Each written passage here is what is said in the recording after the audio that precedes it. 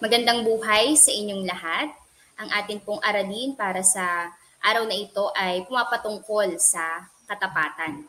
Tayo po ay nasa ika-4 na markahan na at ito po ay ang magsisilbing unang aralin natin para sa quarter na ito. Ano nga ba ang kahulugan ng katapatan? Ito po ay nangangahulugan ng paggawa ng mabuti o pagsasabi ng totoo sa lahat ng oras, bagay o sitwasyon. Tipikal na halimbawa na kapag nakapulot ka ng pitaka at isinauli mo sa may-ari o kaya ay inireport mo sa kinauukulan para maibalik, kung ikaw naman ay nakagawa ng pagkakamaling hindi mo sinasadya, ito ay inamin mo, maging ang pagpasok o pagpasa ng gawain sa takdang oras ay ilan lamang sa mga halimbawa ng pagpapamalas ng katapatan. Narito ang ilang mga aralin o mga konsepto na makatutulong sa iyo upang maipamalas mo ang katapatan sa maraming pagkakataon. Simulan natin. 4. Paraan ng pagpapakita ng katapatan. Una, yung pagkiling sa katotohanan. Pangalawa, yung pagpapatatag ng konsensya. Paggawa ng ayon sa katwiran. At ika-4 ay ang pagtalima sa kawastuhan. Simulan natin. Una, pagkiling sa katotohanan. Pag sinabi natin totoo, ito ang mga tunay na pangyayari. Tunay mong napakinggan, tunay mong nakita, o kaya nasaksihan. Ito ay ang pagsasabi ng tapat at ang pagkiling sa katotohanan ay ang pagpanig o pagkampirito. Meron pong mga taong pinipiling manahimik, hindi nagsasalita. Sa ganitong paraan, tinatago nila ang katotohanan. Hindi sila nagsisinungaling at hindi rin sila nagsasabi ng totoo. Meron rin namang mga tao na nagsisinungaling, gumagawa ng kwento para pagtakpan ang katotohanan at ilihis ang isip ng kanyang kausap sa kung ano yung totoo. At meron rin namang mga tao na nananinindigan na sila ay kakampi ng katotohanan. May oras na nanaisin nating itago ang totoo o kaya ay magsinungaling dahil maaaring sa takot o kaya para iligtas ang sarili. Pero may mga pagkakataon na hindi mo naiisipin ang iyong sarili dahil mas inuuna mo ang kapakanan ng iyong kapwa. Bilang kabataan, may mga mararanasan kang susubok sa iyong katapatan. May mga pangyayaring kakailanganin ang iyong paglalahad ng totoo. Pagdating ng araw na yon, maipakita nawa natin na tayo ay kakampi ng katapatan.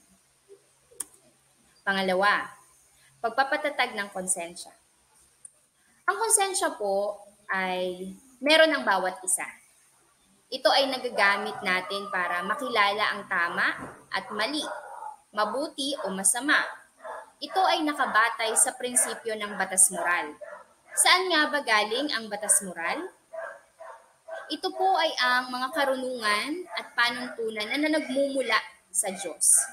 Mapapatatag natin ang ating konsensya kung tayo ay patuloy na makikinig sa pangaral ng ating mga magulang na gumawa ng mabuti, makihalubilo sa mga kaibigang may matibay ng konsensya, at maaari rin namang pag-aralan ang salita ng Diyos na siyang batayan ng matatag na konsensya. Ito rin ay magsisilbing gabay upang tayo ay patuloy na gumawa ng tama, umiwas sa pandaraya at maisakatuparan ang pagiging tapat sa salita at gawa. Pangatlo, ay ang pagtahak sa tuwid na landas. May mga tao na gumagawa ng mali at patuloy na nanloloko o kaya ay nandaraya sa kanilang kapwa. Nasaan na kaya ang mga taong ito? Sila ay maaaring nagtatago na ngayon dahil hinahabol na sila ng batas upang parusahan. Maaari rin namang hindi na sila makatulog ng maayos dala ng mabigat na konsensya. Ano naman ang maidudulot sa iyo kapag alam mong ikaw ay kumikilos ng matuwid? Kung naisip mo ay ang kapayapaan ng isip, tama po. Peace of mind. Inaasahan na ang tatahakin ng iyong pag-iisip at mga gawain ay nakatuon sa tuwid at tamang landas. Kaya po, sa lahat ng iyong gagawin, tiyakin na ikaw ay lumalakad ng matuwid. At pag-apat, pagtalima sa kawastuhan. Pag-iwas sa pagsasabi o paggawa ng mga bagay na makakasakit sa ating kapwa o kaya ikapapahamak ng iba. Ihalin tulad natin siya sa pagpiprint ng document. Maaaring pamilyar kayo dito. Pwedeng may sarili kayong printer o kaya ay nagpiprint kayo sa labas. Ano muna ang dapat ginagawa bago i-print ang isang document? Chine-check muna sa computer kung tama na ba lahat. Wasto ba ang mga salita? Wala bang mali sa spelling? At kung ano-ano pa. Ang printed document po ay ang ating mga sinasabi at ginagawa natin sa ating kapwa. Ang computer, mahalin tulad natin siya sa ating isip na maaari nating i-edit bago tayo gumawa o magsalita. Mahalaga po na ang bawat bibitawan mo sa iyong bibig ay walang intensyong makasakit ng kapwa. At sa lahat ng iyong gagawin, wala kang pagnanais na magbigay ng kapahamakan sa iba.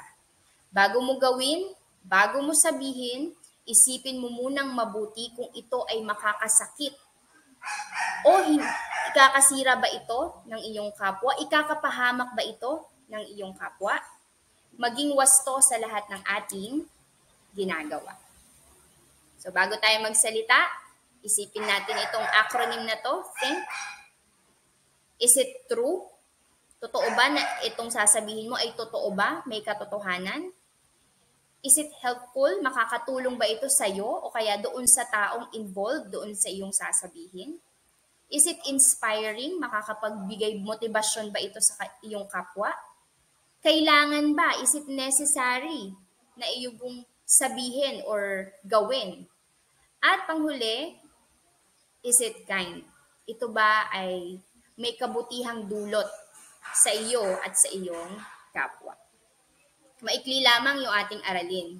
Ito lamang yung maaaring yung balik-balikan kung nais ninyo talagang maunawaan ang ilan sa mga gawain na pwede mong gawin para makapagpamalas ka ng katapatan sa maraming pagkakataon. At kinuha ko itong Bible verse na ito sa Kawikaan 12:12 tungkol din sa ating aralin.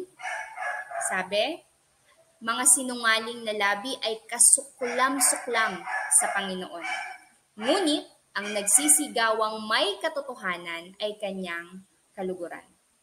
Mga anak, kung nais natin makapagbigay ng ngiti sa ating Panginoon, nawa lahat tayo ay mayroong bibig na nagsasabi ng totoo. Dahil ang mga sinungaling daw na labi, napakatindi ng salitang ginamit, kasuklam-suklam sa mata ng ating Panginoon. Nawa ay mayroon kayong natutunan sa araw na ito at huwag kalimutang i-check ang inyong Google Classroom para sa ilang mga gawain o kaya activities na meron tayo sa ating subject. Yun lamang po at maraming salamat. Mabuhay kayong lahat. Magandang araw sa inyo.